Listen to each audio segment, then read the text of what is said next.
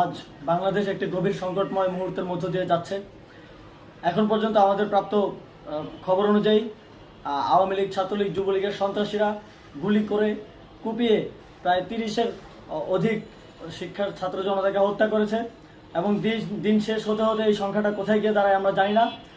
এরই প্রেক্ষিতে আমরা একটি সিদ্ধান্ত নিয়েছি, আমাদের একটি জরুরি সিদ্ধান্ত মোতাবেক আমাদের যে 6 তারিখের যেই লং মার্চ টু ঢাকা কর্মসূচি ছিল সেটাকে আমরা একদিন এগিয়ে নিয়ে এসেছি।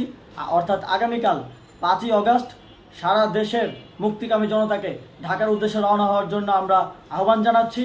যারা পারবেন, যাদের পক্ষে সম্ভব হবে, আজ রাতেই আপনারা ঢাকার উদ্দেশ্যে রওনা হয়ে যান। আমরা আগামীকাল সারা দেশের মুক্তিকামী জনতাকে ঢাকায় আসার আহ্বান জানাচ্ছি।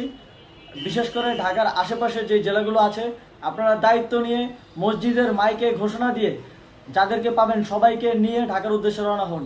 এই লড়াই আমাদের জন্য একটি চূড়ান্ত লড়াই। আমরা চূড়ান্ত ঘোষণার জন্য প্রস্তুত, আমরা গণভবনের দিকে যাত্রার জন্য প্রস্তুত এবং সেই উদ্দেশ্যেই আপনারা সবাই ঢাকা আসুন। আমরা আপনাদের সবাইকে নিয়ে আমাদের চূড়ান্ত দাবি আদায়ে এগিয়ে যাব। আমি জানি না সমন্বয়করা আজকে রাতে বেঁচে থাকতে পারবে কিনা, কিন্তু আপনাদের উপর আমরা এই দায়িত্ব দিচ্ছি। আপনারা সবাই নিজ দায়িত্বে ঢাকায় আসবেন আগামীকাল এবং পরশু পরিস্থিতি বিবেচনা করে পরশু গণভবনের দিকে 4 দিক থেকে আমরা রওনা হব। আমরা খুব আতঙ্কের সাথে লক্ষ্য করছি যে ছাত্রলীগ, যুবলীগ এবং আওয়ামী লীগের গুন্ডারা পুলিশের অস্ত্র দিয়ে পর্যন্ত সাধারণ জনগণের উপর হামলা করছে। কিন্তু একটি সুখের খবর হচ্ছে সারা দেশের বিভিন্ন স্থানে সেনাবাহিনী ছাত্র জনতার পক্ষে দাঁড়িয়েছে।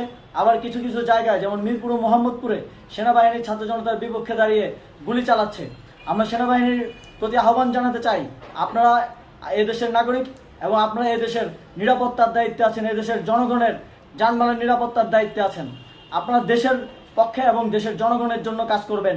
কোনো খুনি সরকারের জন্য, কোনো খুনি রাজনৈতিক দলের জন্য কাজ করবেন না। এটি এদেশের জনগণ আপনাদের থেকে প্রত্যাশা করে। আমাদের এই আন্দোলনে সম্পূর্ণ সমর্থন দিয়ে হয় নিরপেক্ষ থাকুন অথবা এই খুনি বাহিনীকে, সরকারের খুনি বাহিনীকে প্রতিহত করুন, তাদেরকে যথাযথ শাস্তির আওতায় নিয়ে আসুন।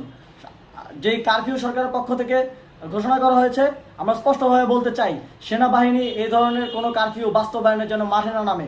যদি মাঠে নামে তাহলে সেনাবাহিনী স্পষ্টভাবে অফিসিয়ালি জনতার বিরুদ্ধে দাঁড়াবে। আমরা চাই না সরকারের এই ষড়যন্ত্রে সেনাবাহিনী পা দিক। সেনাবাহিনীকে জনতার বিরুদ্ধে দাঁড়ানোর যে ষড়যন্ত্র সরকার রচনা করছে সেটিতে সেনাবাহিনী পা দিবে না, এই বিশ্বাস আমরা রাখতে চাই। আওয়ামী লীগ আজ সারা দেশে তাদের খুনি বাহিনীকে নামিয়ে দিয়েও ছাত্র জনতার প্রতিরোধের মুখে টিকতে পারেনি। রাজপথের পরাজিত শক্তি হিসেবে তারা সেনাবাহিনী সহ অন্যান্য বাহিনীকে আমাদের বিরুদ্ধে কাজে লাগানোর চেষ্টা করছে। এই চেষ্টাকে, এই ষড়যন্ত্রকে ব্যর্থ করতে হবে এবং আগামীকাল সারা দেশে মসজিদে মসজিদে ঘোষণা দিয়ে ঢাকার উদ্দেশ্যে আপনারা রওনা হন। প্রত্যেকটি পরিবার থেকে অন্ততপক্ষে একজনকে ঢাকার উদ্দেশ্যে রওনা করে দিন, এই ইতিহাসের সাক্ষী হতে, একটি নতুন বাংলাদেশের অভ্যুদয় ঘটানোর একজন কর্মী হতে। ধন্যবাদ সকলকে।